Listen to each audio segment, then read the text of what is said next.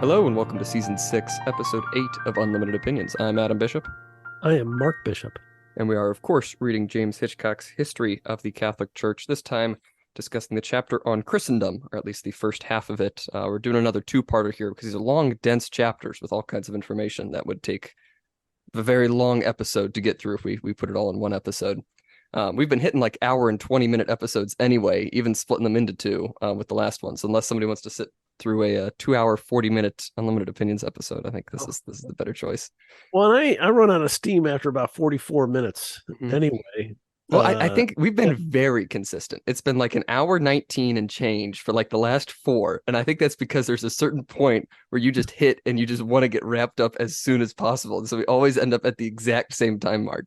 I feel that like a wave of fatigue and boredom flowing over me. That's good. That's good. I'm glad that's. I'm empathic. I'm feeling it from the listener. The listener's like, "Oh, shut up." Well, I'm frustrated by these though because there is so much stuff to talk about. I can't. I feel like I'm not free to just do random rants about unrelated topics. I'm constrained by this. Don't limit yourself. Just go for it, I guess. Don't encourage me. I feel like I'm rant free today. I'm feeling all right. I'm a little tired before we went on the air. I mentioned I'd run this morning, and now it's 8:00 in the evening. And I'm sleepy. That's good. That's good. So I think it'll keep me between the lines. I hope so. I feel like I'm broadcasting from a bunker because I'm in my unfinished basement. Yes, we're of course back online. We're no longer in person. I'm back up in college, so I guess streaming. we'll do it in person this weekend. Yeah, I'll be coming home for Labor Day, so that'll be nice. Labor Day, yeah. Always good to see the boys. You'll be able to visit your brother Jonah coming back from SEMO. That is true. Sam's not coming in. He's got to work. Yeah, well, that makes sense. Eli lives here still, so you'll see him. Yes. Thank you for the recap on where all of my brothers are. I will say this. I'm having a hard time cooking. Of course, I do most of the cooking here, as you know, but our listener may not be aware of. And your mother doesn't eat food. I think she just consists on buy water, that's BA, and air. I think that's that's all she consumes during the day. I think she photosynthesizes. I think she's figured out how. or what do mushrooms do? They do some sort of chemical process. How do mushrooms grow? I don't know. A photosynthesis. She might be. I guess it wouldn't be photosynthesis. Spore or something like that. I'll have to mention it to her later. Sense. Yeah, she'll get a kick out of that. That'll be my romantic talk this evening with your mother. Hey, I said you were a spore. Anyway, so let's talk about Christendom. There we go. All right, so we're talking about this next chapter or section is about after the Dark Ages, as they call it. How dark it is. I think current world is darker than that. Yeah. So we're into the Middle Ages, which is kind of a bright line year 1000, which I don't know why I often now even still think about how nervous the Christians must have been with the year 1000 approaching, because you would think, well, if God was going to come back at the millennium, at the 1000 mark, a nice round number, but it didn't happen because there were people that were kind of nervous about that about 2000. Yeah. Well, wasn't that like a whole thing with like the banking systems, because they thought all the computers couldn't process the turn of the date and we just like lose our whole like economic system. Well, there's a lot of truth to that. There's a lot of work that went into it, as I understand it, leading up to the year 2000, because so many computer programs were created, well, like in the 70s, 80s, early 90s, and they didn't even think about how long they were going to be in use, and so they had a 2-digit date code, and they were afraid that there would be errors in the coding because it would go to 00 instead of 90, from 99 to 00, and then it would be confused and it would think it was 1900. So like the next date would actually be before it's like a concept.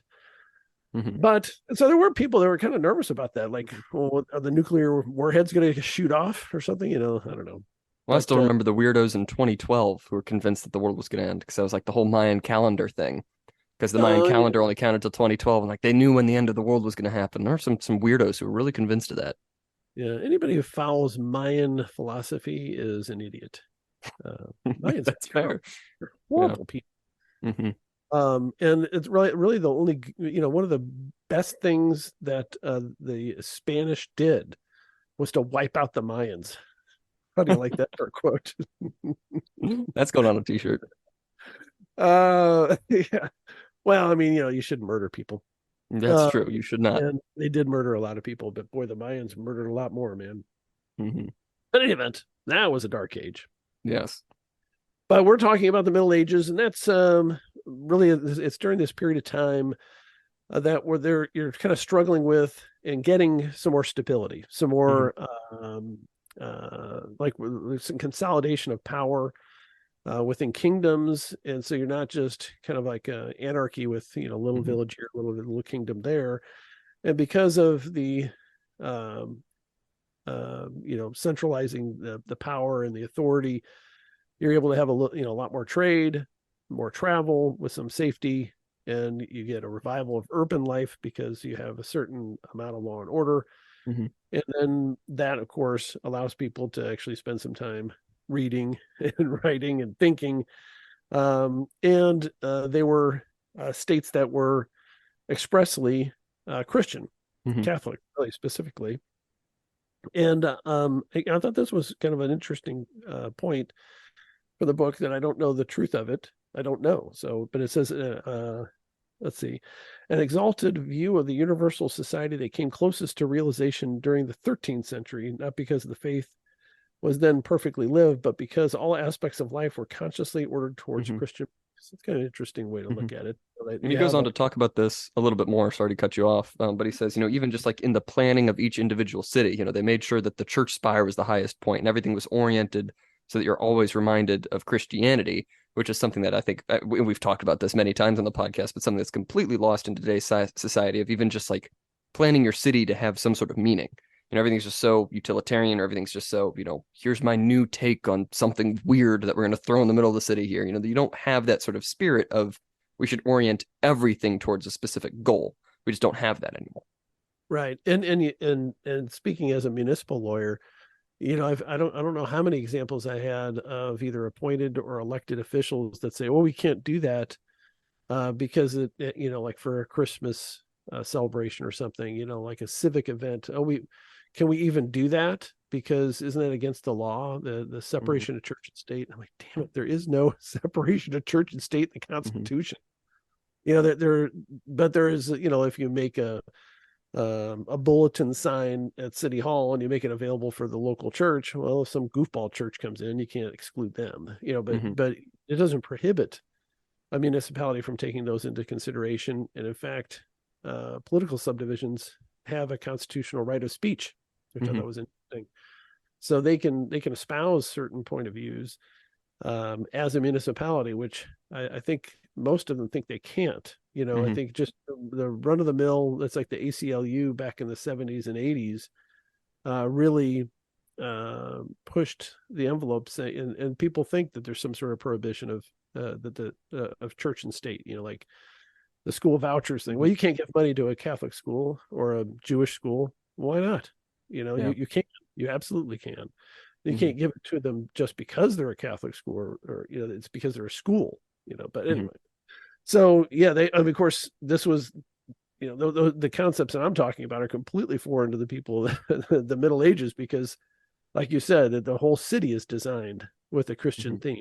The emperor or the king is gonna be debating, who has more authority, either him or the Pope, which we talk about now and again through this chapter about the two swords theory, being the sword of the king for the temporal area, of the sword of the Pope or the religious leader for the spiritual side. But anyway, so they also believe that their social structure was, as the author points out, was believed to be ordained by God. So they had a hierarchical structure, with the king on top, and then the lords and whatever, and then all the way down to the serfs, who are basically slaves, but not really slaves, because there's a separate category below the serfs that are slaves, Mhm. but they run with the land.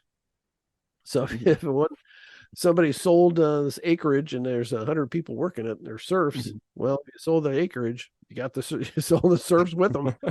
They're kind of like property, but they weren't exactly slaves. They had a Mhm. certain amount of independence. Yeah, he points out some of those sort of benefits that they had as opposed to slaves. Again, not really benefits per se, but there was an insistence that serfs had souls, which is a good bottom line. You know, the serfs they are people. They do have souls. That's an important thing to lay down. And they were allowed to join crusades and receive their freedom if they did so, and to become priests with their lord's permission. Marriages of serfs were valid even without such permission, and the child of one free parent was himself born free, which I thought was interesting because of all the time when you hear about slaves, you know, if they're born to one slave parent, usually it's believed that they're then the property of whoever owns that slave. But you know, in serfs, it's the opposite. If you have at least one free parent, you are free. Mm-hmm.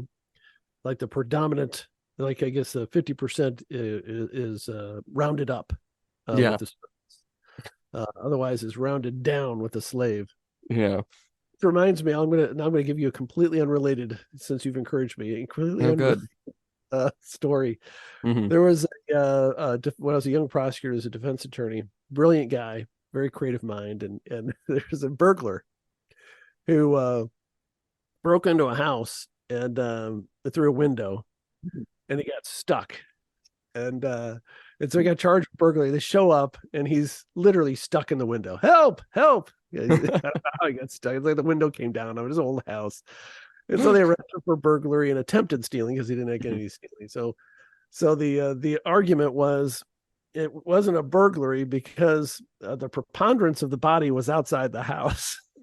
because one of the elements of a burglary was you enter into a building with the intent to steal.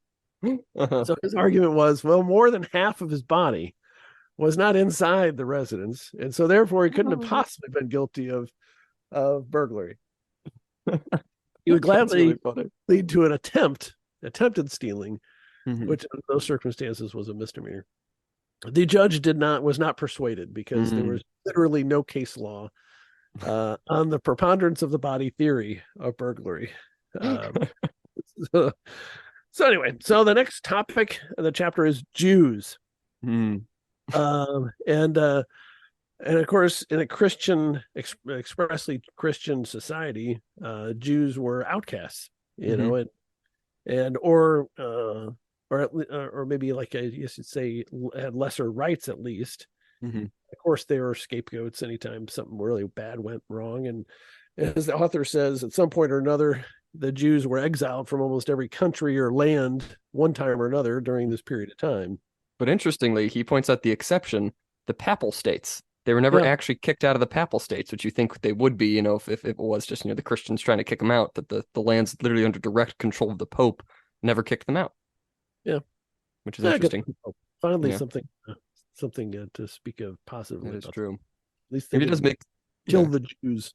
that is true. And he does make the point that a lot of the restrictions on the Jews were seen as preventing them from having any authority over Christians because they Yes. weren't technically heretics, but they should not have authority over, you know, Christ's people. So it was things like they were forbidden to own land, belong to guilds, or hold any kind of office because all of those things would give them some sort of power over Christians. So there Well, was a rationale. It wasn't just because, well, they're Jews, which I mean, I guess is a big part that's of the it. same. Really, the only part Yeah, of it. It's the true. same. Well, yeah, that's true. That is true. Yeah, I never understood the whole prejudice against the Jews. I just Mm. never. I just think it's just such a bizarro, weird thing, you know. And I joke about it, like if there's always somebody saying, "Oh, it's the Jews," you know, it's like, what, really?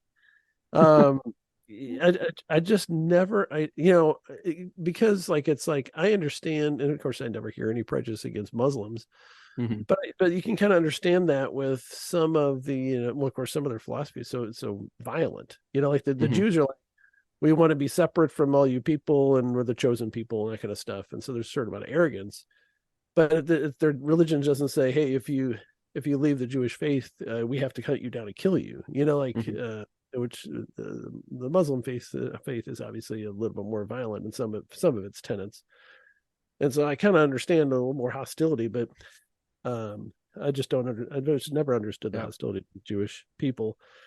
But you know, the whole idea behind them not being heretics is because, well, they were never Christians in the first place. Mhm. They're like pre-Christians. Mhm. And so they're not heretics, because if they're heretics, they probably would get killed Yeah. during this period of time. And they really hated the heretics, burned at the stake or whatever. But so I guess they're better than heretics because they don't know any better.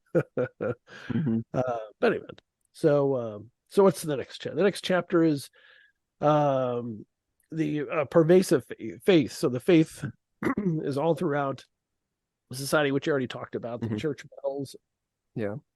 going off and organizing even the time Mhm. of the day, and the whole idea, the whole concept of civil society was that the salvation of the souls was the supreme Yeah. good. And that's really what you're trying Mhm. to do, and that's how you're structuring your Mhm. society, very Mhm. patriarchal.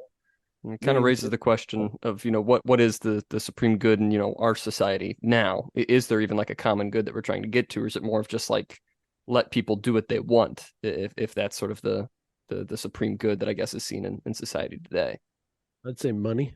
Money. Well, yeah, that's true.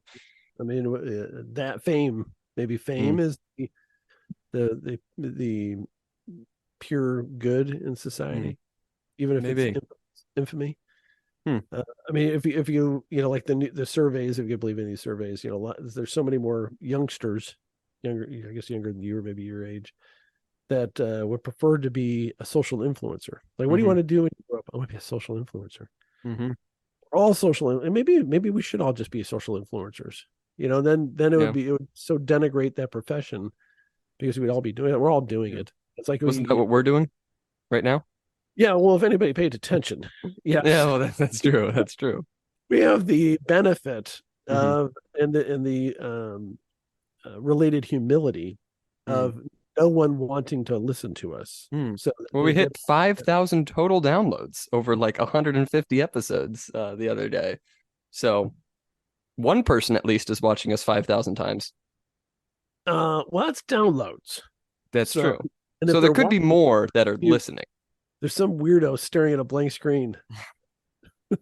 That fair This point. looks, this looks great. He's so handsome. What were we even talking about? Yes, the common good. Yes. We just talked about it, so let's we can kind of go along from there. And then of course there's a discussion again about the divine and the human law, who's in charge.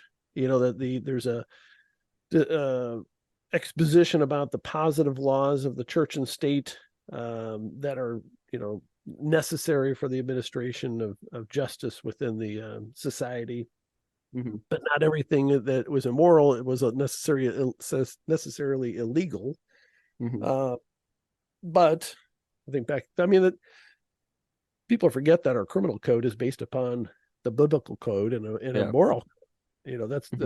And we've gotten away from understanding that, and we've certainly over criminalized things in our society. Hmm. So they're just, well, it's a crime because it's prohibited, Hmm. as opposed to it's a crime because it's wrong. Hmm. And people completely lost touch with it's a crime because it's wrong. For Hmm. most crimes, I mean, breaking into somebody's house is wrong. Hmm. I mean, you can go down a digression about why it's wrong. It's somebody else's property, and you have no right to take it. Blah blah blah blah.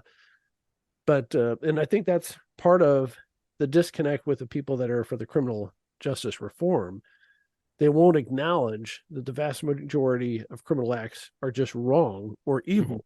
Hmm. And if they accept that, then it's much harder to justify the revolving door or decriminalization, because it's like you're giving permission to people that are doing Hmm. the wrong thing, the evil things or bad things. And so it's pervasive. But then the criminal justice code was so overlapped with the religious beliefs and the religious tenets, it was a religious code. Yeah. But even if it was some things were considered sins, they weren't necessarily uh, punishable by the civil authorities even then. Yeah. And kind of going off of that, with the whole, criminal justice reform and everything. To quote the Babylon Bee, which we do all the time because they're very funny. They put out a headline the other day, and they've done variations of this, throughout the years. But like California becomes the first state to have a crime rate of 0 by legalizing all crime. It's that sort of attitude. If you forget that some things are wrong because they are wrong, and you're just trying to bring down crime because you think everything's just prohibited and there's no real moral good or bad, and we just need to get these people out of prison and back, and if we just help them in the right way, they'll just be good people. That's just not really how that works, because we recognize some actions, some people will just do bad things because they tend to be bad people. They tend to do bad actions. You lose this whole attitude of we need to make sure some things are still outlawed because they are just wrong. I don't know if we've talked about this, maybe we have, but you may not believe this, but I used to be a liberal when it comes to criminal justice issues. And I was a public defender, my first job out of law school. And I was, and so I believed that, you just need to give these people an opportunity and give them a job, and they'll work, and they're a victim of circumstance. Meaning they didn't have the same opportunities I did growing up in suburbia. We didn't get touched by crime, really, and had good schools and all that kind of stuff. And then I met them. I met the criminals, and I realized, Jesus, these people, I had to beg them to at least temporarily get a job until they got sentenced, because I knew if they had a job, they would get probation for whatever they did. And it was like pulling teeth. It's like, it's a month, man. Go to McDonald's, keep that job all you can do is for a month, part-time, for crying out loud. Couldn't do it. Wouldn't do it. I'm not going to work at McDonald's. That's degrading. Okay. But stealing from a church, that's not degrading. I don't know, because I had some of those, stealing, burglarizing homes, breaking into their cars. That's not degrading. Getting arrested naked because you're so drunk and stoned, you don't even know who you are. That's not degrading, but you can't get a job at McDonald's. I don't know. So that was an eye opener, and that was the beginning of the shift of my criminal justice philosophy. Sounds great. But I mean, you either go that way, or you stay in that kind of bleeding heart liberal mindset, and you get kind of trapped in that. I don't know. But anyway, so then there's like I said, a discussion of the two swords theory. We should probably mention some of these people here. John of Salisbury talked about the two swords theory again, and that granted temporal power to the state, but he justified tyrannicide, citing ancient precedent, because if there's a wicked or unjust ruler, the civil rebellion would be sanctioned by the church, because the tyrant would have the responsibility to be a good person. And kind of tying back to the idea that the church decides what does and does not relate to salvation. And so if they determine that, doing this action will help you in your salvation because there's a wicked ruler who's leading you away from God, then the church can sanction that thing, and then it's an okay thing to do. Of course, there's just a brief mention initially of St. Thomas Aquinas, that his philosophy affirmed that there's a monarchy was the best political system, but the monarch had to act in accordance with the natural law. So he's kind of like claiming the monarchy is part of the natural law system, meaning that it's kind of you're ordained to be the king by God's plan, but you better keep following God's plan, or else you're in trouble, that type of thing. So that's kind of a discussion continues about the sacral monarchy. That the emperor became a canon of St. Peter's in Rome. So like this kind of melding between the two roles, and you see this throughout the Middle Ages, where there's kind of like a blending of authority, or a challenging authority, where the bishops are civil authority, or the rulers are the head of the church, or at least locally, where they're appointing bishops. Which makes more sense if you put it in the context of a society that everybody in it understands that the common good is the salvation of the soul. And so it makes more sense, blending those two things, because theoretically, both, the bishops and the civil rulers are both looking for the same thing ultimately in all of their decisions. Right. So, it seems so weird to us now, but in that sort of society, when everything is oriented towards, how do we save the most people's souls, it makes more sense. Yeah, I think that's part of it. But I think the other part is, what's the justification for that person being our ruler? There's no democracy. There's no vote. They're not selected by other powerful people. It's a kind of a hereditary thing most of the time. So what's the justification? What's ordained by God? Well, if he's ordained by God, then he's in charge, and he's so that there's there's a lot of that overlapping, not just the purpose, okay, of our souls, because we could select different leaders to help us with that. But that kind of like the whole way society is organized is part of God's plan too. Yes. And then that person has that responsibility, authority, and responsibility to help save everybody's souls and all that kind of jazz. Let's see. So I have some notes that I wanted to make sure I mentioned. There was there's talk about reforms, which I love the reform passages, because it's always a conflict, and it usually ends up with somebody dying or being exiled or something. So there's a number of examples of what the author calls the rapacious Italian families, or trying to select the Pope or be involved in the power struggles with the emperor, the Pope, et cetera, et cetera. And so was it Benedict the Ninth, 1032 to 1048, for example, was elected Pope while in his 20s, and later resigned on condition that he be given back all the money that he had used to bribe his election, which makes sense. He got a refund. It's like, okay, you don't want me to be Pope anymore? Give me my money back. There's a lot of that going on during this period of time, which may be a better way to pick a Pope. I don't know. But talking about let's see, Pope Henry III. Let's see, Emperor Henry III. Or so what I say. Yes, you said Pope. Pope. No, Emperor Henry III, which is 1056, deposed one Pope and forced the election of three others in short succession, including his kinsman, St. Leo IX, who brought a coterie of reformers with him from Germany and became the real founder of the reformist movement. Leo, I'm quoting here from the book, of course. Leo restored the freedom of the papal elections, forbade the clergy to be involved in violence, and castigated them for oppressing the poor. Good for him. Those are good reforms, I think. I think those are good steps for the Catholic Church to take. Good first steps. Don't you think? Hey, stop shaming the poor. Stop being mean to the poor people. Well, I mean, part of it is they believed in the system as ordained by God. They're poor. Yeah. Like sometimes I do say, poor are poor for a reason. But in America, a lot of times poor are poor for a reason because they chose a path that led them to despair. And unless they choose a different path, they're going to stay that way. But anyway, that's a whole different subject. Well, I like what he has to say, too. He gave another example. On one occasion, he demanded that a council of bishops confess publicly whether they were guilty of simony, and on the spot, he'd opposed those who were. Line up, tell me which one of you are guilty, and if you're guilty, get out. I don't want you here. Yep. Which seems a lot like your dream job. I wouldn't believe him. I'd say you're all guilty.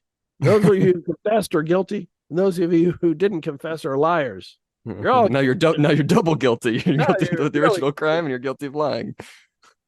Get out, all of you.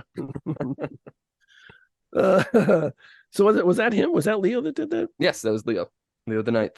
Where did I have that? So because I was looking at the Nicholas II gave the College of Cardinals sole authority to elect the Pope. He was 1059, 1061, which I was wondering when we were going to get to who started that, where they have the College of Cardinals. I assume that's when it started.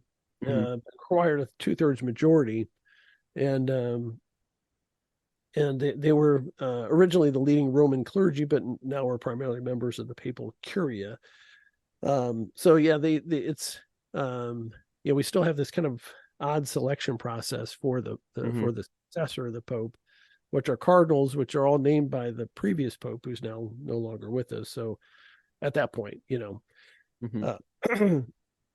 don't know what's the best way to pick a religious leader. Yeah, I don't know.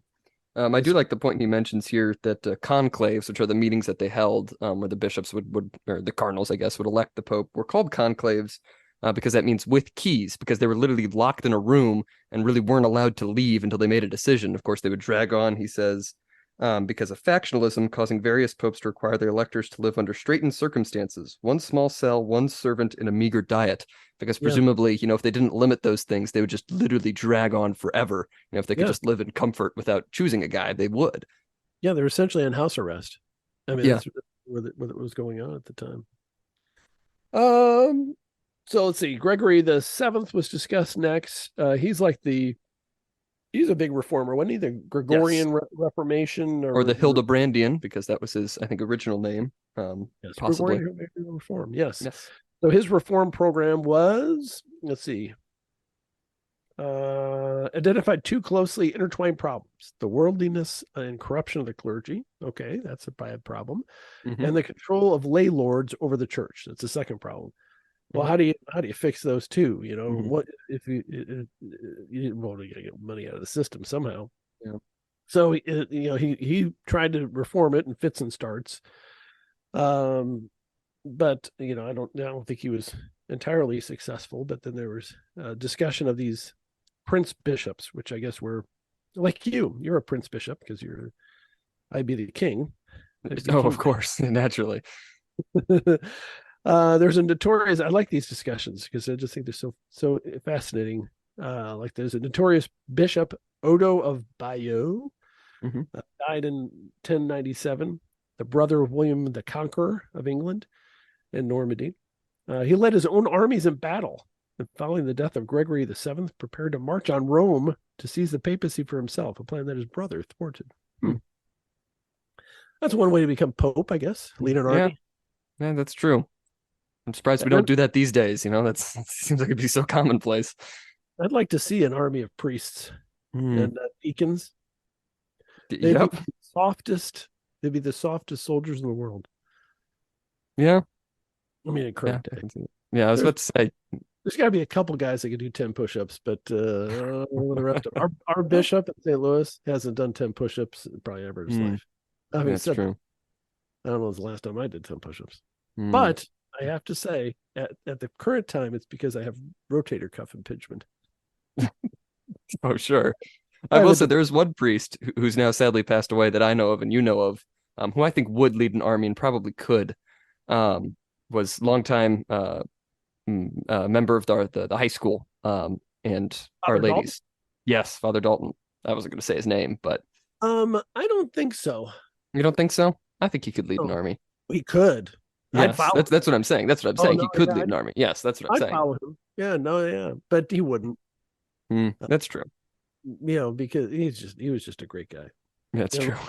Really, his generation. His generation was really the last of the normal priests. From a big family, if you had like a 10 kid family, one of them was going to be a priest, and one was going to be a nun back in the day. Yeah. Irish Catholics. But he was just a great salt of the earth guy. And you could talk to him about regular stuff. Anyway, but then, there's still some, priests that are like that. Like, I won't name names, but some of our parish priests have been regular guys, that had careers before they went. I think it's important to have careers before they go into the priesthood. Yeah. Kind of feel that calling, because otherwise they're just kind of weird. True. That's a good point. I don't want to defame all the people that went straight from high school to the seminary, but we can draw our own conclusions. Which is, I think, directly related to the next subject in the book, which is celibacy. Which it's we talked about in previous chapters that it was really I don't know if you say celebrated, but certainly encouraged as a spiritual measure to be celibate. But during the Dark Ages, many parish priests were married. But in the 11th century, celibacy was made into a universal discipline in the Western Church, even to the point of decreeing that priests must send away their wives and children if they had already been married. Although many, as according to the author, continue to have mistresses. So the way more things change, the more they stay the same. Yeah. But now they're gay mistresses. For the most part. So I think that's just something that needs to end. All's well that ends well. That's good. Now that we're at this point, Yeah, I've never been a fan of the rule of celibacy for priests. I think it's such a sacrifice. I mean, maybe that's I'm not saying you shouldn't sacrifice things for God or for the church or whatever, but it just seems to be such an unnecessary sacrifice, and I don't understand why that's more spiritual than not being celibate.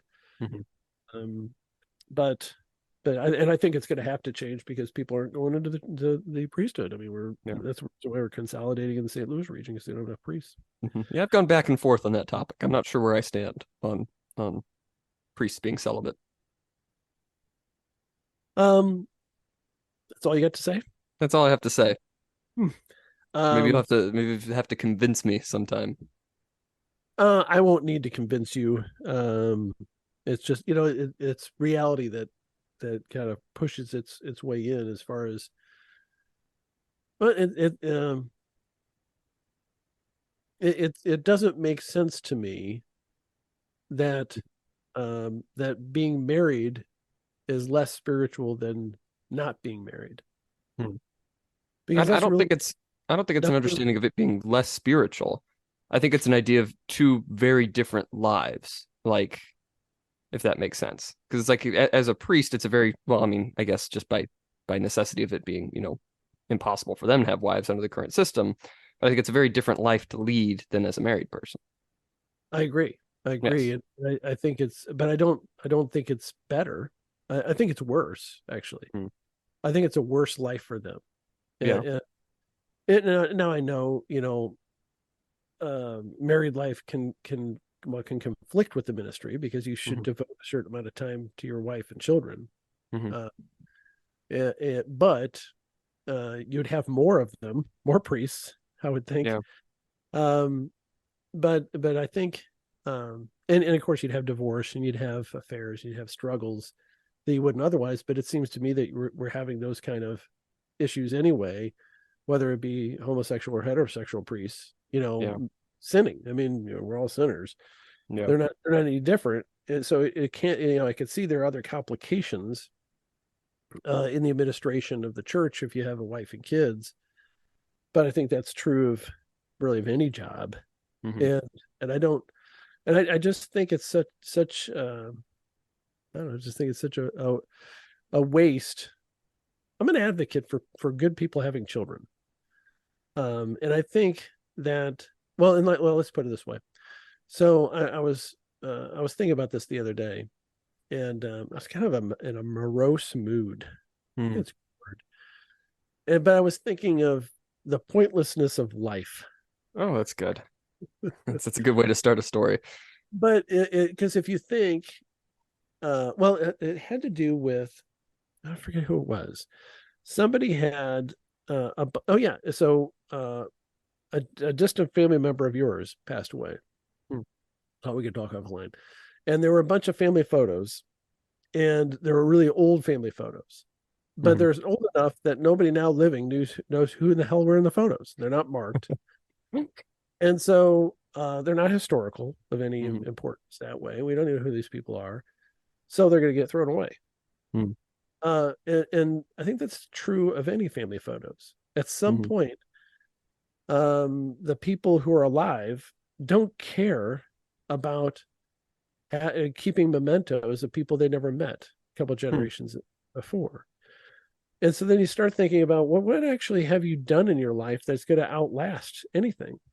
I mean, all the stuff that you care about, all the stuff that you do, even in your career, let's say you build something, a building. Well, eventually the building, I mean, there's big, massive buildings that are in St. Louis or big cities or even small towns.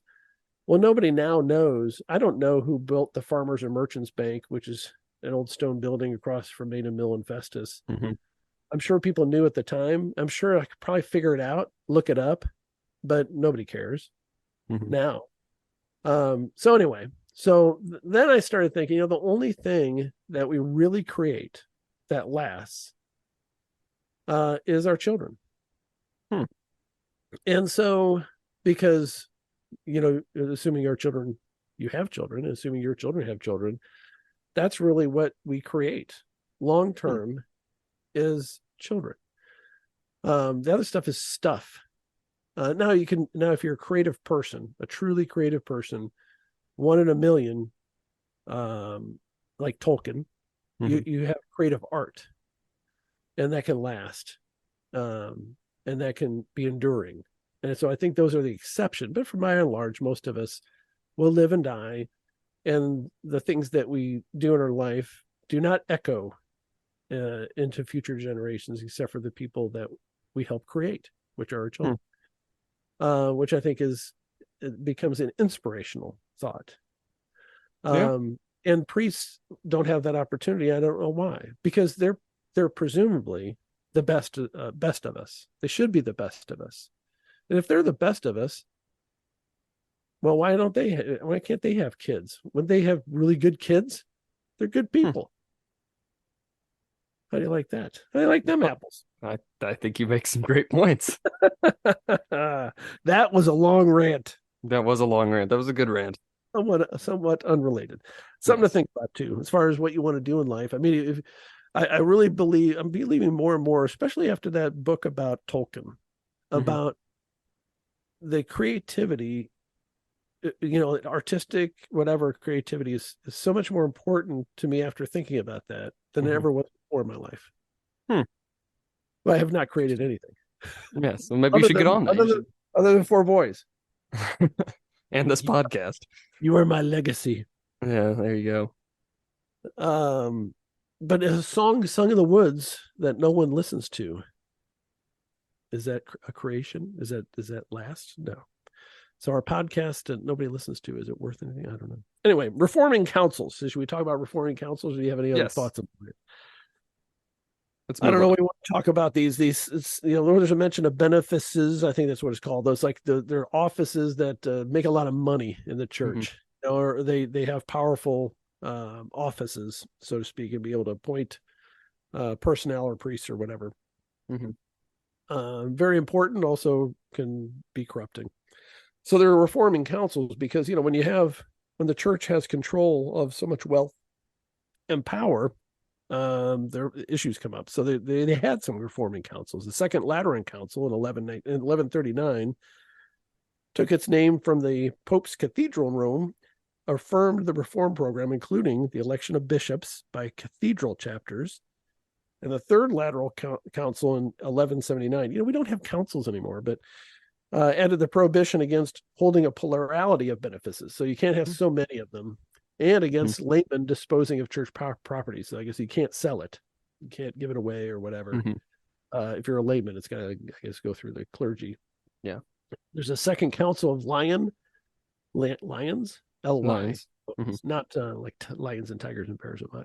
Yes, thank you for the clarification. Decreed that bishops must be confirmed by the Holy See, which I could see that would be an important reform, because you have all these bishops all over the place. Yeah. Which of course led to frequent disputes with bishops as far as the share of governance in the administration of those different dioceses and stuff. And there were restrictions were placed on priests at that time holding more than one benefice. So it's all about trying to divest the power and the central control of these various people in their regions. And then there's a mention of the monastic exceptions. They accepted or exempted monasteries because they answered directly to the Pope, really. So they're out there, but they're answering directly to the Pope. And because of the subservience, the author says, because of the subservience of maybe bishops to lay control, the locals, the Pope's exempted many monasteries from episcopal authority, so that you make them a center of reform out there, which is really clever. Don't you think? Yeah, I agree. Very clever. Any of those? No, I think those were good summaries. I think we can move on to church and state here, because I think that's really the big section of what we're looking at here is the conflict and competition between the church and the state here in the Middle Ages. So yeah, the of course the introductory discussion of that is about the two swords, which we talked about at length before, the different powers, and then the next section is Emperor versus Pope. So where to start? Emperor Henry IV defied Pope Gregory VII, bolstered by the support of many of the German bishops, one of whom denigrated Gregory's office by addressing him merely as Brother Hildebrand. But Henry didn't have the support of many of his lay vassals, so all his subordinates, and Gregory excommunicated him, and Henry ended up having to had a going to Canossa experience where he had to stay out in the snow for 3 days and begging for absolution. I think it's very funny. I can just see that happening. You want forgiveness, stand in the snow for 3 days, and then we'll talk. Which kind of fitting if you're trying to depose the Pope, I think. Yeah, and I think the Pope almost had to absolve him, because how do you not, if he comes in for an act of contrition, asked for forgiveness. Mm-hmm. And so he just humiliated him basically, and then said going away. Mm-hmm. And then, of course, he went back to Germany and reasserted his authority against all the rebellious nobles. I'm sure I would have guessed that some people died after that. I would imagine. And then a synod of imperial bishops declared Gregory deposed and allowed Henry to name an anti-pope. And Gregory died in exile from Rome, no longer supported even by many of his own cardinals. Yeah, that's great. Seems like it was all pointless. Yeah, well, it's like these struggles from one to the other. Yeah. I don't know if we want to go through all these. I mean, there's an example in 1159. Frederick Barbarossa set up an anti-pope and twice drove Pope Alexander III from Rome, although the emperor finally submitted. Mm-hmm. And then there's this guy just keeps coming back. We don't know what to do with him. Keep running him out, and he keeps coming back. Well, I'm sure there's longer stories about how it went down over the years, and then as the author talks about the next section, the conflicts are sometimes merely over immediate territorial or financial advantages, and so they wanted religious leaders to bless their actions. And it mentions Pope Gregory VII claimed sole authority to summon councils, appoint bishops, canonize saints, and depose emperors. Let's see, what was it? It was the discussion of power of the keys. It had ultimate judgment concerning rights and wrong, the power of the keys. So basically, ultimate authority that Jesus gave the church as the keys to the church back to Peter. To bind and loose. That's the whole principle they're working on. He gave him the ability to declare, what is bound on earth is bound in heaven, what is loosed on earth is loosed in heaven. So it's that idea of declaring what is right and wrong. That's the authority they're sort of lying on here. Yep. So the Pope can say, "Give me all your stuff." True. And the Pope didn't really have any actual temporal power. I mean, except for the guy that tried to make himself Pope by leading an army to Rome. They mostly didn't have armed forces. But they could excommunicate you, and that as a ruler meant that you didn't really have the authority to be a ruler over your vassals, and it's very, very disrupting. That's why the guy stood out in the snow for 3 days. So there were some reform efforts with regard to the powerful struggles and all that stuff, and the lay power over local church finances, and I would assume church ceremonies and all that stuff too. And so there was a fight against lay investiture, but it had limited results. It was officially forbidden, but survived in some places. And then there's a mention of Pope Innocent II had to struggle against an anti-pope, which I guess, to me, it sounds like antichrist, but, it's just somebody who's claiming to be pope and not that pope.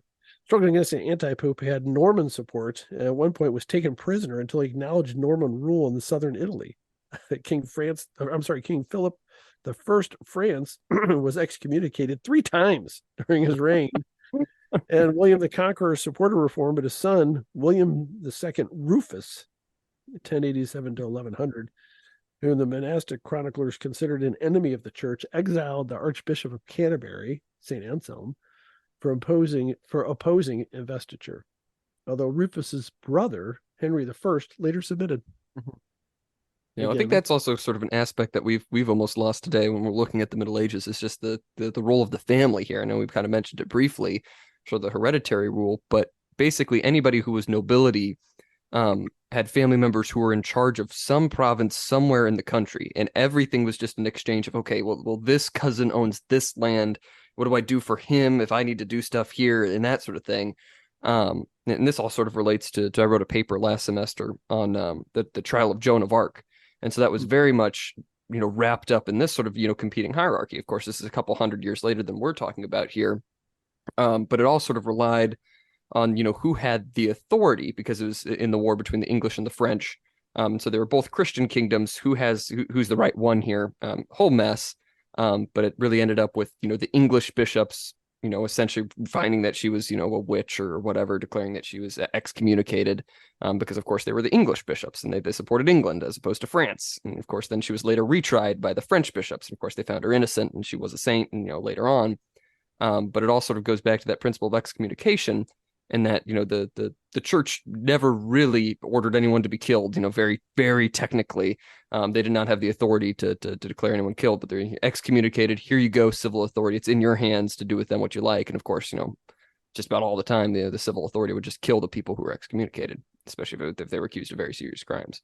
Well, also if you're excommunicated, I think, didn't that mean that you went straight to hell? If you were Essentially, not, I mean, he says he alludes to that, the presumption, but not the certainty of damnation. So it's possible right, that you would not go to hell, but it's more than likely. right. Yeah. And well, and that hereditary line lasted all the way through till World War One. Hmm. You had the King of England was with the cousin of the German princes. I mean, everybody was related. Yeah. Spain, Hmm. France, they were all cousins. You Hmm. know, pretty amazing. So, let's see. Yeah, so we're talking about England, Hmm. and that the author describes that the church-state conflict in England was really intense. King Henry II of England, 1154 to 1189, he was consolidating his power, forbade what he considered the improper use of excommunication, the consecration of bishops before they rendered feudal homage to their lords. So they had to pay their price to become a bishop, the civil authorities. Hmm. And I thought it was interesting, appeals from the royal courts to the papal courts, Hmm. and the ordination of serfs. He didn't want the common people to be Hmm. ordained to go up the ladder Hmm. otherwise. Well, the appeals to the papal courts is interesting because that's what you did. There was no formal appeal process, in medieval law. The only thing Right. you could do is just write a letter to the Pope, and that's what, again, I'm just going to draw on my knowledge of Joan of Arc here, and that's what she insisted time and time again, because you did have the right to do that. You said, if you are acting as a representative of the Pope, I want to talk to the Pope. Bring me before the Pope, and he will judge. I don't want you judging me, because of course she knew that these bishops were just in the hands of the English state. So she's like, well, try me before the Pope. If you say that you're acting on his authority, let's see. Yes. Thank you. But I also understand, like, if you had an appellate process, you wouldn't want the church to be able to bypass it, Yeah. which is really what the modern church tries to do, and not have it tried to do, and not have it dealt with the civil authority, and end up blown up in everybody's faces Mm-hmm. with scandal and all that kind of stuff. So then, to continue on the history of these issues, is the story of St. Thomas Becket, who had been Henry's friend and advisor, but after becoming Archbishop of Canterbury, showed himself to be pretty independent and a champion of the rights of the church. They had a long and complex conflict between the two of them. Becket had to go into exile twice, until Henry reportedly muttered, quote, "Will no one rid me of this low-born priest?" And taking that as a command, 4 of his knights traveled to Normandy, from Normandy to Canterbury, and hacked him to death, that being Becket. Yes. And he was a martyr, and his tomb became an important pilgrimage place. And Henry had to be, as a penitent, had to walk barefoot to the slain archbishop's tomb to be ritually scourged, which I guess meant like with feathers or something, just as a ritual, as opposed to actually scourge him. So I mean, it was pretty important stuff, Mm-hmm. um, and high stakes poker, if you will. Yeah, no kidding. Um, let's see. So what else do we want to talk about? The next We can section move is on to canon law, which I think it, would interest you. it does. In the canon law it was important at the time because it was such a structure that was written down for the administration of the church, but it was used as an example for the civil authorities, as Mm-hmm. far as be able to appeal to a higher level authority, like if you're a local priest or a bishop and had an issue with somebody, it would then go up to Rome, and there was based upon, let's see, so to begin with, it was an independent and dynamic church that possessed a complex machinery of government. Justinian's code became the basis of the law codes of most kingdoms.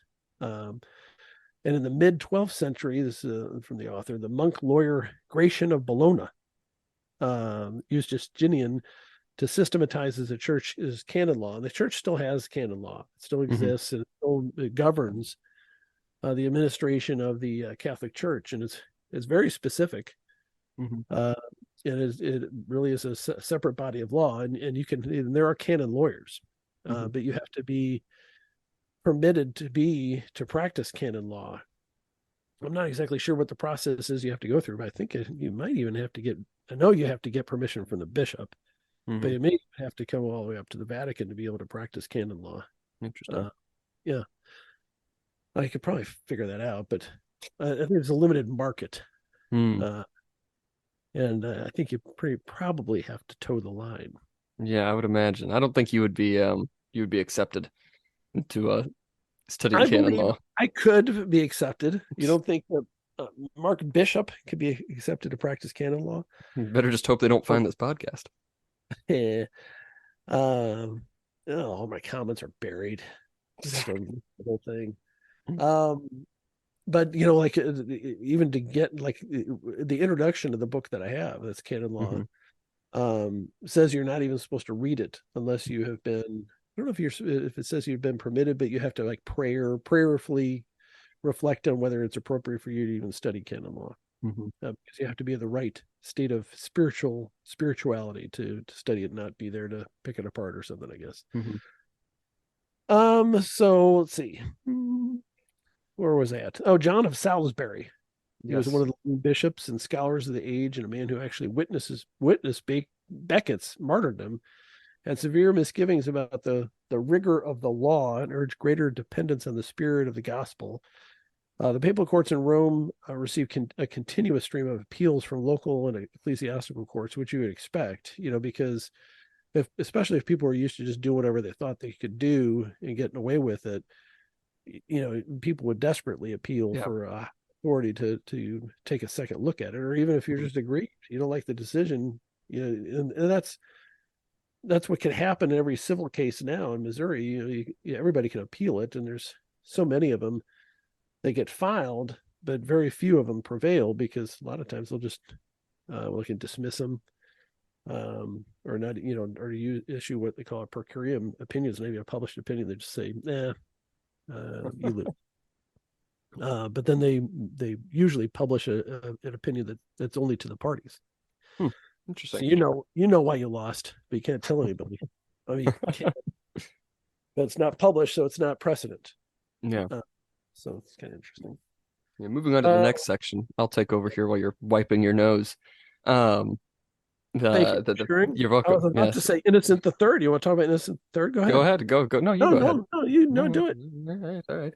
Take over. It's a papal authority reached its zenith with Innocent III, who ruled from 1198 to 1216. Was the most powerful of all the popes, combined the roles of spiritual and temporal ruler. He thought it was his duty to ensure that kings acted accordingly, and no earthly authority could check the actions of the pope. So really just first focusing on Rome, he secured his control over that entirely, then brought the Spanish kingdoms together in the war against the Muslims, and then intervened in disputes between France and England and in internal disputes in both kingdoms. So basically saying, I decide what is right and what is wrong, and for the most part, you are all wrong and I am right. So I think that's generally the way it went with Innocent. Evidently, that's the way it should have gone. They ended up excommunicating King John of England, which had the beneficial result of allowing the nobility to extort him to issue the Magna Carta, which was a individual rights doctrine, which was, I think, instrumental in the creation of the United States later. Well, I know I've mentioned that to you because you went on a U.S. Capitol tour with me when I was up in D.C. There's a replica of the Magna Carta in the crypt of the Capitol building, which is sort of the central structure underneath the big rotunda. And it is beautiful. It's carved in gold. It was given to the United States in 1976 by the United Kingdom, of course, referencing the impact the Magna Carta had on the founding fathers. Beautiful building, the Capitol. It's too bad that you can't just walk in there, people's house. But there's a ton of security. All playing on their phones. Yes. No, that's accurate. That is accurate. All over the place. There's so many of them, and they're all just sitting around playing on their phones. And yes, well, there's no real threat. Well, especially when we were at July, they're out of session. Yeah. Who's going to attack an empty building? Get all the tourists. That's all you'd be attacking. The only people in there are tourists Yeah. and people giving tours, and the fat people in uniforms with guns Yes, playing on the that's true. phones. I'm trying to think if I saw any of them that were fat. I saw some of them. A couple of them. A couple of them are in shape. You know what? The best way to thwart them, I think, is to What? like do a diversionary thing where they have to run like 100 yards in any direction, and then they're toast. They're all throwing up. I think it's sad. But Well, I was kind of. I saw ads everywhere in Washington D.C. in the subways and billboards. Capitol Police starting at $77,000. Mhm. The Capitol Police officer starting with less benefits, and that's real money in Missouri. I don't know what Oh it yeah, is in D.C., but that's real money. yeah. To They get paid pretty well to sit around and play on their phones and occasionally pat somebody down if they come through and set off the metal detector. the it's bipartisan that they are Mhm. heroes. They're the Well, real yes. heroes. To quote Norm Macdonald, they're the real heroes. They're the real heroes of January 6th. They are. That is They're true. heroic. They're heroic. Yes. Um, yeah. You know what would probably would have been more effective in fighting off the insurrectionists at January 6th is to let them all come through and then like ring a bell and say the tour is over, and they all would have just walked out. Especially all those old ladies. They're all convicted of misdemeanor parading. If I ever get convicted of misdemeanor parading, I'm going to frame it. I'm going to Is frame that an my actual thing yeah, that they were because actually convicted with misdemeanor? That's a crime? that is a crime to because there's an unlawful parading within Oh, the Capitol building. Some interesting. were convicted of parading outside the building because it Yeah. was an unlawful assembly and Hmm. it's a Yeah, well, misdemeanor. I know that's generally the rules. You're not allowed to protest technically within the Capitol building. Like they have a rule about that. But usually the punishment for that is you are asked to stop, Yes. and that is the punishment. Yeah. Would you please leave? Yeah. Uh, Hey, can you not do that here? We have a rule. And uh, then if not, yeah. they just escort you out. Or they say, our apologies. We should not have opened the door and let you in and escorted you around. We need to ask you to leave. That probably would have been better for most of them. Now there were a bunch of people, and it's fair to say there were a bunch of people that went in there and rioted and damaged Mhm. stuff. We do not yet know what the percentage of those people were on the federal payroll, Mm. but it's not zero. We know that. That's a good question. Well, I made the mistake of watching a Tucker Carlson interview before we got started. So Oh, good. first about that. All right. So Frederick II, I think, is the next section. Yes. Emperor Frederick II was the son of Henry VI, and after his father's death became Innocent's ward. So that's a very powerful thing for Innocent to do, is to be the ward of the next king. Hmm. After he became of age, Frederick invaded Germany, defeated a rival claimant, and was proclaimed emperor. So that's kind of interesting. So then let's see what's I have on the margin the word "ha" with an exclamation point. Let's see here. What did I say? Oh yeah, he vigorously persecuted heresy, but he was also rumored to have murdered 3 wives. That's what I have. Ha! And he outraged people by using Muslim soldiers in his Italian wars. Mm-hmm. I don't know why that's outrageous, but anyway, so he was excommunicated several times, both for failing to go on a crusade as he promised, but you promised, and for territorial designs.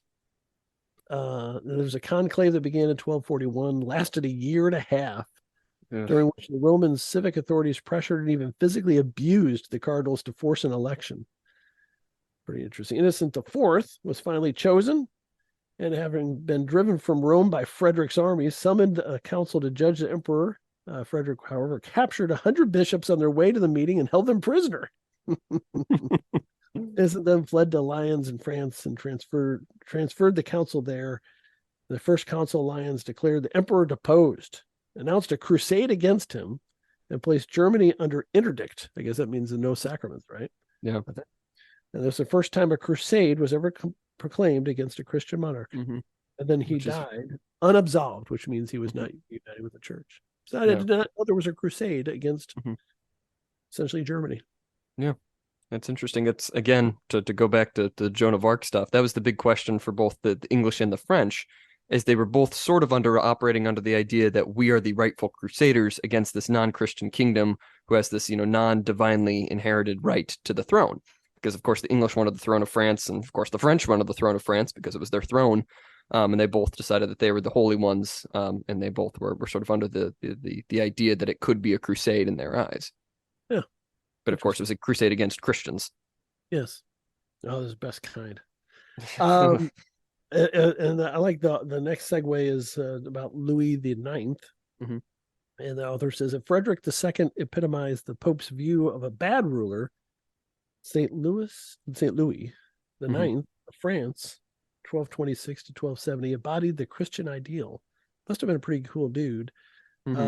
His mother, Blanche of Castile, ruled for him until he became of age and impressed upon him the obligations of piety, and admonished him to regard the sins of his people as reflections on himself, which nice if our leaders had that kind of thought. No kidding. He attended Mass daily, prayed with almost mystical intensity, affiliated himself with the Franciscans. Not so bad. We don't like the Jesuits. The Franciscans, I think, are. Yes. And supported the rights of the church and personally fed the poor from his table, which might have been gross. I don't know. Did they get scraps, or did he just invite them in for dinner? I don't know. But I mean, did they just come into his table and he ate with them, or he personally fed them? So maybe he served them. I don't know. I don't know. I don't know much about him. Well, he seems like a pretty cool dude.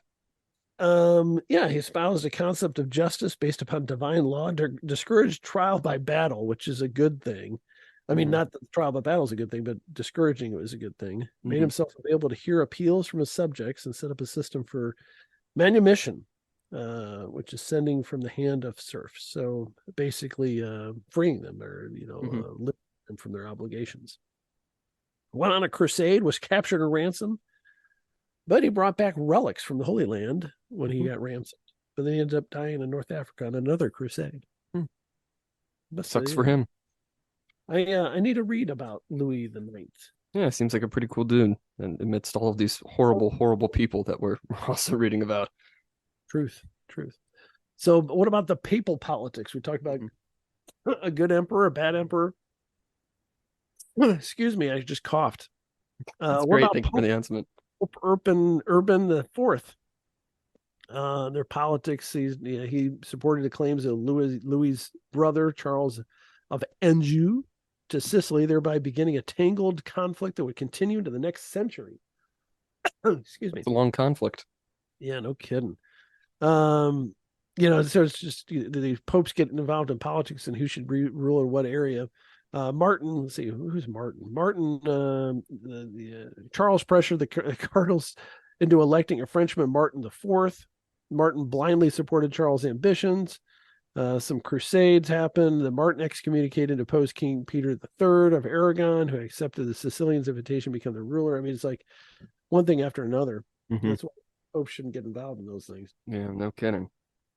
But there were some good things happening, as he kind of mentions in this next section: transformation of society. So like some good stuff's going on.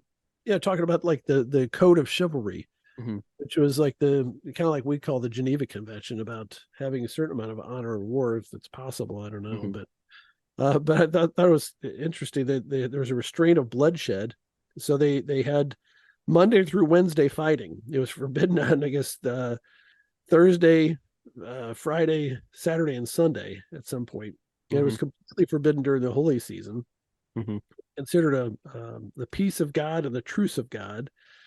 And then there was the Fourth Lateran Council in 1215 made the absolute prohibition on clergy shedding blood. It also forbade them from practicing surgery, which I guess back in the day is probably a better thing. They probably killed more people than they saved, whatever kind of stuff. And they also could not participate in a barbarian ritual judicial process called the ordeal, in which accused person was tried either of being made to handle a hot iron or being thrown in a pond. And I think what is the pond? Wasn't the pond like if they float, they're guilty. If they sink, they're innocent. Yes, because if you float, then it's if you float, then it's unnatural. It shows you've been having some unnatural dealings. But then if you sink, you're dead. But it is interesting because this would have been a huge transformation, and it was very, very respected. Like interestingly, because again, sort of drawing on my knowledge of Joan of Arc and other like medieval battles, but it was such a huge taboo to fight on days when you couldn't fight. Like they had a schedule, and it's like if you do this, you were just a horrible, horrible person, horrible, horrible ruler for commanding your people to do this, and it was understood in that way. They were also kind of bound by the weather too. That's not something we think about really with modern warfare. But really, they only fought during the summer because they physically could not fight wars during the fall and the winter if it was too cold, too rainy, too anything, because they just could not move people because they would all die. Well, like the Greeks had a very limited war seasons too, because they had to be not when they're collecting the crops. So they had certain seasonal fighting each year, which was limited because otherwise they had to go back to collect the crops. And, all the soldiers were farmers, and same thing for this time period too. Right. It was all the people who were basically just rich enough to afford a horse for the most part. Yep. So all these kind of restraints on bloodshed and not having trial by battle, and those kind of those dual type it ends up showing a respect for reason, where you're trying to get away from these. Well, if I won because God wanted me to win, and so I'm right, and so they're actually created a developing respect for reason in the West, as opposed to these kind of superstitious or God ordained the outcome. Which to me, I have a little note in the sidelight is that they're really getting back to the ancients, like the philosophy of Socrates, where you're trying to use reason as opposed to these superstitions. So 1,000 years later, they're getting back to what already been really believed. Very true. So we want to talk about the next one. There's the brief discussion of communes, which became popular for a period of time.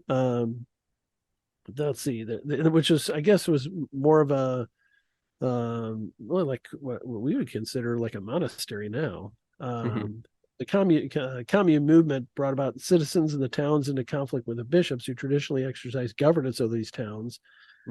And there's a mention of let's see, there was a guy who, Arnold of Brescia, an austere man who nonetheless was a revolutionary, accused Pope Hadrian IV of corruption, led a revolt that drove him out of Rome. Hadrian, that is. They seized church property and proclaimed a commune that was meant to restore ancient Roman Republic. The Pope returned, and the guy was burned as a heretic. Yeah, well, I mean, there's a risk reward there. Yeah, that's true. King for a day. Very true. Then there was what was really important for society was the formation of guilds, which were merchants and craftsmen that try to organize themselves to some extent to have a little more say in the world, and to also assist themselves in trade and all that kind of stuff. Which they also provided for burial of dead members and aid to their survivors, kind of an insurance program. That was a big change. Is really the forerunner of the modern labor union movement. Very true. So the religious life was also getting reformed around in the Middle Ages. They had both new and reformed religious communities. They had monasteries, of course, we're talking about. Let's see. The success was, in a sense, also its failure, as the author points out, because their reputations for austerity and holiness attracted generous donations that threatened to undermine those same virtues, which you can see that happening. I mean, if you have a really good holy group, but then people want to reward that, and you see that kind of like in today's society too. You see a good person that's really struggling, and everybody gives them a bunch of money, and the next thing there's scandal and corruption and stuff. It's not necessarily good, but there's more of a temptation there. True.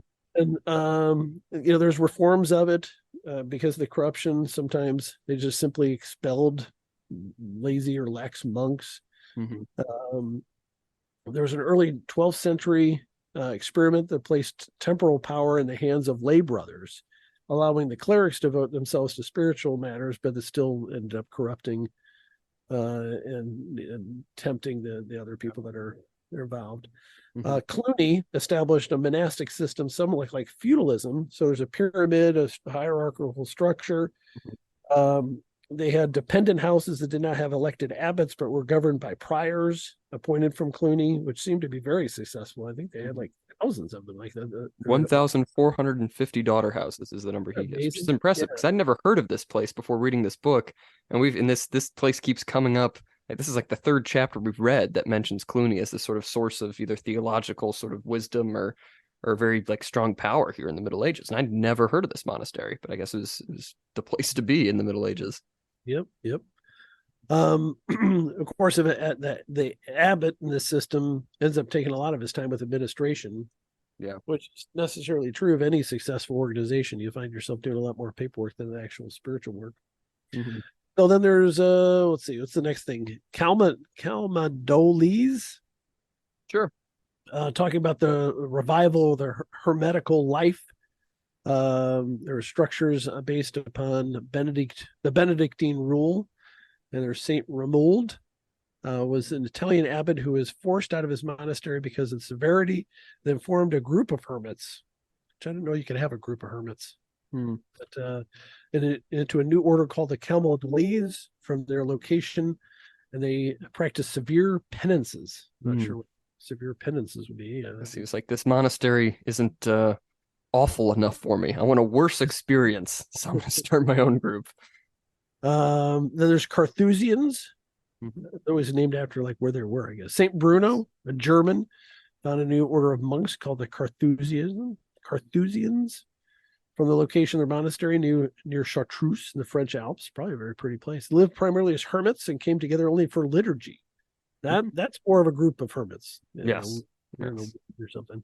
And occasional common activities, probably like baseball or something. Cistercians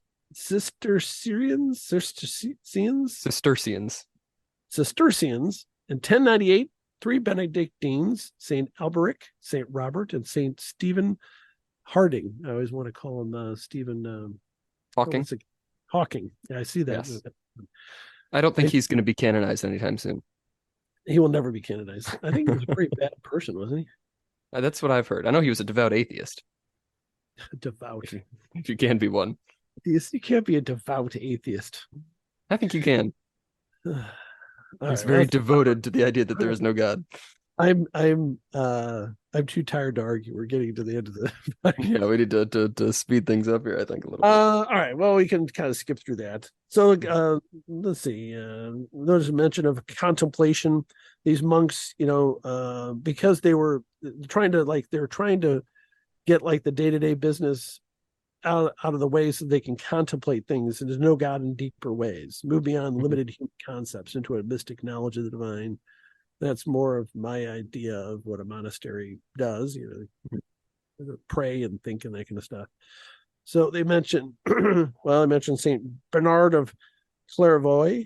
I guess it's Clairvaux, who entered Citrieux with 30 of his relatives and companions, and soon made prior of its daughter house of Clairvaux, was in some ways the most important religious leader of the Middle Ages, not only as a reformer of monastic life, but as a theologian and preacher. I don't even know who this guy is. I've never heard of him. His monks became Pope. I got to read about him. Bernard. Also named this guy, like big dogs in the snow. Yeah, that's true.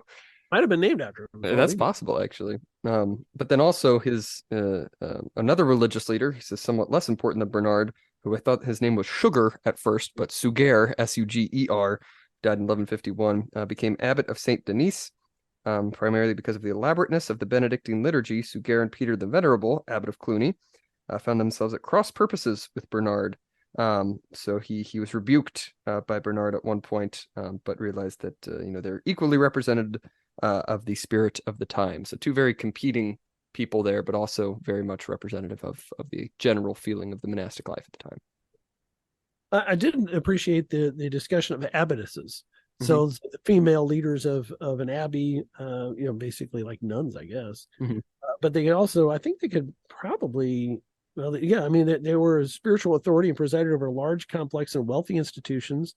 Although, unlike abbots, they seldom were involved in secular politics, which is smart.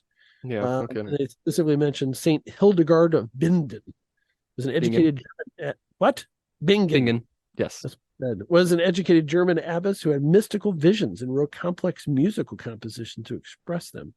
With the Which, by the way, yes, I have a copy of her I guess diary or her transcriptions of her visions, an old English or not old English, Middle English translation that is somewhere in the basement if you want to pick that up and read it. And I haven't read it yet, but you could probably go grab it right now out of one of my totes. I will not be doing that. Oh, it's a shame. So then there's let's see, go forward to double monasteries, which are like you have a monastery of male monks and female monks, female monks, monkettes, monkeys. I think they're called nuns, Dad. Even then, were they called nuns? I don't know. I don't know. But after a time, their arrangement was forbidden. Mm. Probably had some scandalous affairs. Yeah, most likely. St. Francis of Assisi. Yes, the big one. Yeah, he's the father, son of a wealthy guy. I think a lot of people know about him. Gave up everything, lived like a hermit, and urged people to give up everything and live with a complete faith in God's benevolent providence, which is great for a certain percentage of the population. But if we all did it, we'd all starve. Just a little pooping on his parade a little bit there, but I think it's true. It's a good lesson. Well, here's the fact about him that I didn't know. Underwent a sudden conversion, of course. He repudiated his worldly ways, gave all of his possessions, and ritually stripped himself naked in front of the bishop after his father disowned him. And I did not know that about him, that he stripped naked in front of the bishop. And he was later called Il Poverello, the poor little man, because he gave up everything to pursue this life, which is interesting. Famous story about him. You should know. I don't know what I want to talk about any more of him. He of course created the Franciscan monks. Yeah, and I think the term mendicants is good to throw out here because that keeps getting used. But generally, the idea that even monasteries should own nothing and that his followers should live as beggars, because that's sort of the concept that we get into with Saint Dominic Guzman, which we're talking about here next. Castilian priest. Yes, the Dominicans founded similar ideas, quickly attracted followers like Francis, and he called his community the Order of Preachers, and they followed the rule of the Augustinian canons. The dedication to combating heresy drew them to the intellectual life, as opposed to just the Franciscans, who were sort of just the more hermits, more so living, in poverty. And the Dominicans, similar concept as mendicants, but more so focused on the intellectual life as well. Yep. And then there's Carmelites, which is another group. There was a Carmelite sisters in St. Peter's. Oh, really? Or St. Charles, I should say. At St. Peter's grade school, they had a Carmelite, what do you call the nun convent? Yes. But then they got old and somebody joined the Carmelites, and so that got sold off. Yeah. We had a group of Carmelite nuns come up to campus not too long ago, well, to the Catholic Newman Center. Yes. Always very nice people. They have to be. Yes, that is true. So what nuns? Yeah, we talked about nuns. Age of the Friars, Franciscans' unique combination of austerity and joy made them the most popular religious communities, which makes sense. If you're spiritual, wouldn't that be a huge draw? Austerity, which the spirituality of it, but also joyfulness. That's a pretty powerful punch. Two pieces, you say. The intellectual life. So both Franciscans and Dominicans began pursuing advanced studies, and that's really where I think their long-term influence in philosophy and society came is through. And there used to be, I don't know if there still is, a ton of Franciscan and Dominican professors, instructors, and teachers. I think that really kind of got supplanted by the dreaded. Well, they used to not be dreaded Jesuits, but they are dreaded. Maligned, maybe. Maligned means it's unfair, I think. Maybe. Despicable. There you go. Despicable Jesuits. I do like the note he has there at the bottom that anti-mendicant hostility was so strong that a few years later, the Dominican Aquinas had to be protected by royal archers as he lectured. So many Yeah, people were so angry at this ideology of like sort of withdrawing from the world in such a way that, people, I guess, wanted to kill St. Thomas Aquinas as yeah, he lectured to be protected by archers, which is wild. yes. So what else we want to? Oh, yeah, I wanted to stop here, but you wanted to go on to 161. Well, because otherwise the next reading would be much, much longer, and I think you would not have as good of a time. All right, so let's talk about wealth and poverty, the snare of wealth. Uh, Yes. those that did renounce their wealth virtually had to become monks, because what else are you going to do? You're going to starve to Yeah. death. True. The rich were expected to be generous. This is a societal expectation, generous to their charities, which was a reason God had given them wealth. So it's kind of like a double-edged sword, so to speak. God gave you the wealth, but that means you're supposed to be giving it away. And so the lords distributed alms and endowed schools, hospitals, orphanages, leprosaria, which I assume is houses for lepers, Mhm. and other institutions. And they used to not go along with usury, which is interest on loans, which means they just turned to the Jews, which Yeah. Muslims prohibited usury as Mhm. well. I believe, yeah. And so it's kind of funny. Get a loan from the Jews, no charge Mhm. interest. At least they have cash, because nobody's going to want to loan money if there's not interest, because then it's not a Mhm. loan; it's a gift, and you pay it over in installments. Pay it back. True. I guess so. I don't understand the usury. I guess they just don't understand monetary policy, I guess. Yeah. Yes. I think it goes back to the Aristotelian idea that, something has to come from something. And if you're Mhm. making money off of something, you're not really making money off of anything if you're charging interest. Like there's no labor that's going into it. You're just charging it for the time, I guess. It's kind of like how we view the federal government. It's like they're not actually doing it; they're just printing money. I mean, essentially, I think so. Right. So there's a discussion of the new ideal of justice. Talking about the church encouraging just wages and just prices, and kind of get involved in those kind of issues. What's the next thing? Heterodox reform. The reform This has was been. actually, Go I ahead. thought the most interesting section. So, Take um, over. Go ahead. Summarize it. sure. Jake's basically just talking about a lot of dissident sects that decided that they knew better than the church, and that the church was awful, which in some regards was incredibly corrupt. But they declared that they are the ones who should now know best, especially a layman named Tanchelm, who around Yeah. the year 1100 first put on a monk's robes, preached in the fields, calling the church a brothel, the sacraments of pollution, then put on regal garments and declared themselves betrothed to the Virgin Mary, which seems like a good way to go about things. He was killed in an armed skirmish. Uh, Yes. um, but But he did he has a his movement. movement. He has Mhm. survived several centuries, which I thought Yeah, was. the What about Brethren of the. where's Waldo? You Yeah, want to well, I talk wanted to about mention here that the Brethren of the Free Spirit exalted semi-ecstatic mystical experiences, movement that survived for several centuries. So this idea, sort of the individual sort of stuff, the I can know God best, which is I think is sort of a precursor to what we're seeing sort of in the Reformation a little bit later, as we really start to see very dissident sects become a lot more popular. But right? yeah, Peter Waldo, definitely the same thing. Who unheard of for a layman. This is kind of impressive. Translated the Bible into French, and on that Yeah. basis concluded that the church was corrupt. Sold all his goods, abandoned his wife, began preaching, and attracted followers called the Poor Men of Lyons. He was expelled in 1185, but his movement spread fairly widely. But they constituted a direct attack on the institutional character of the church, hierarchy, priesthood, the sacraments, purgatory, which is essentially the same things that we're going to see with Martin Luther later on. So it's interesting to see these same concepts pop up earlier.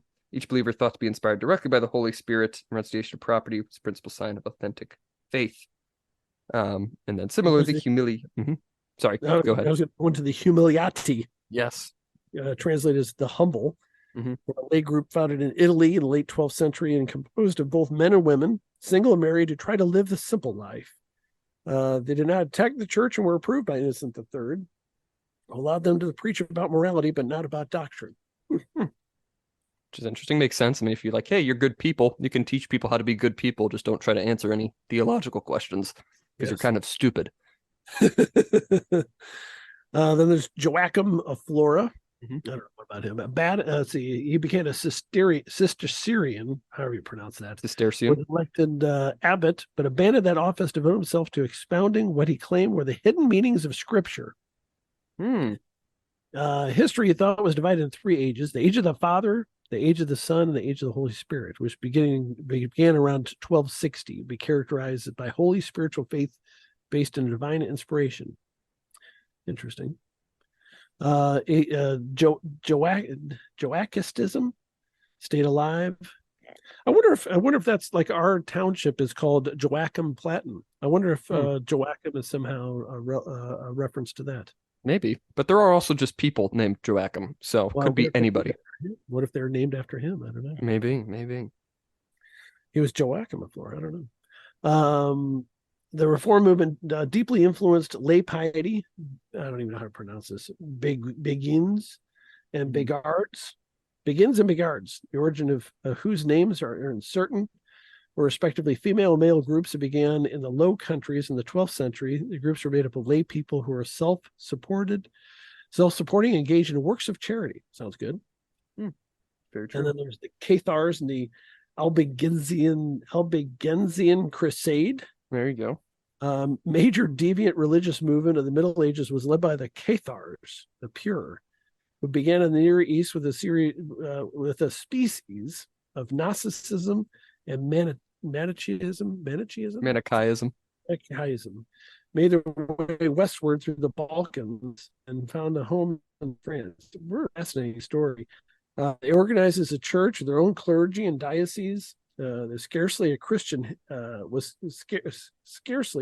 heresy at all, but a rival religion based upon extreme dualism of matter and spirit. What do you think of that one?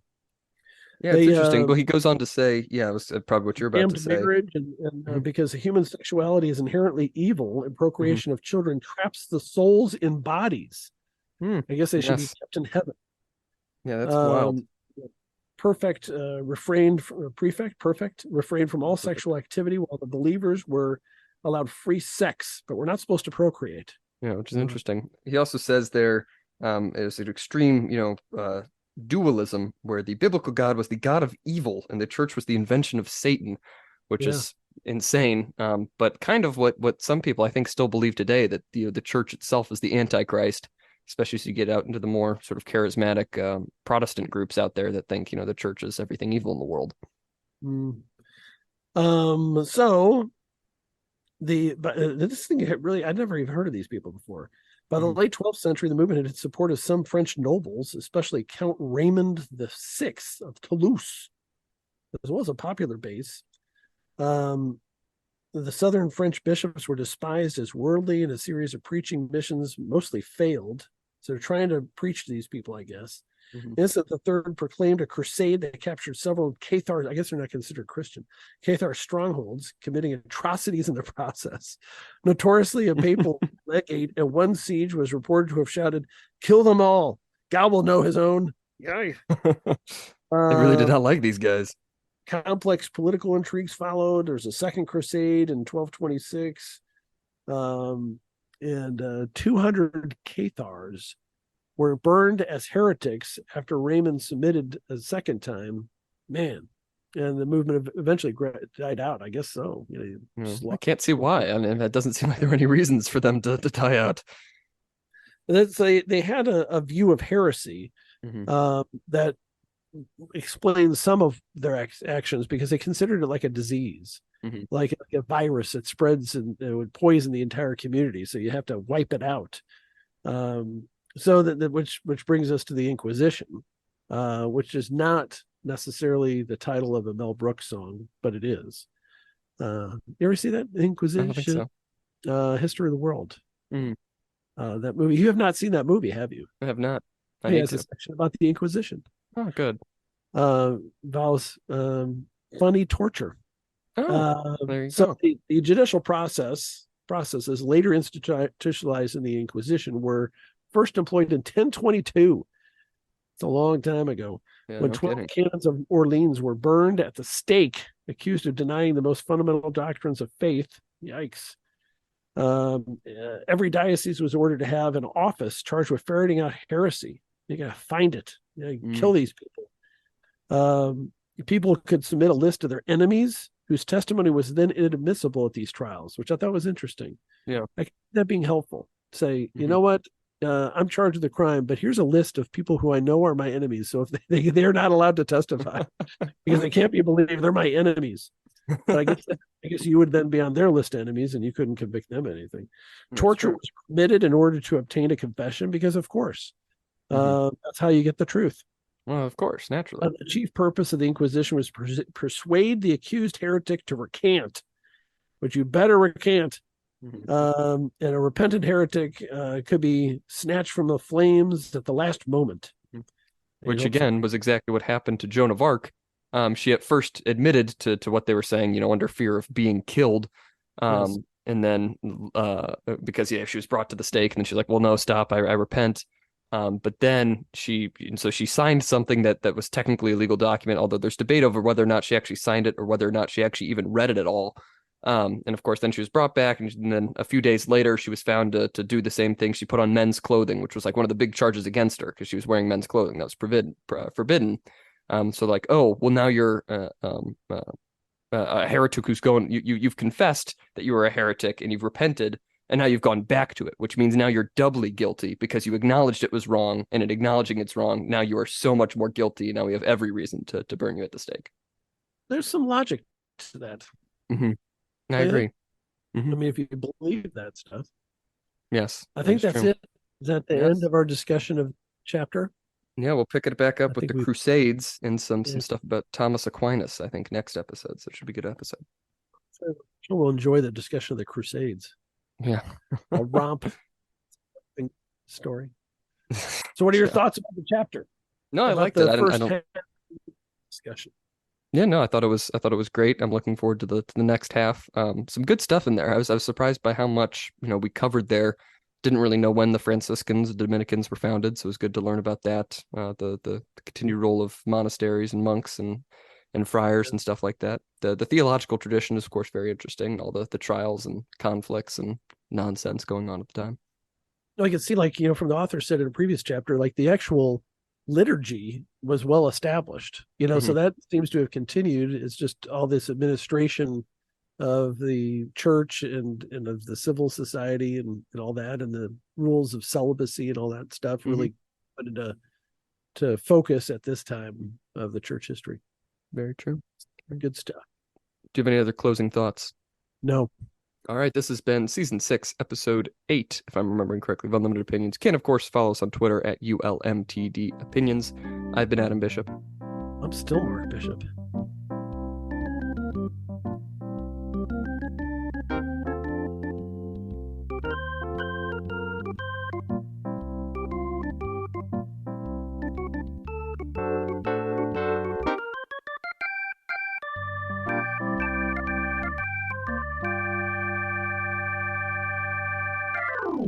And it is late. It is 9:40. We've talked for a while.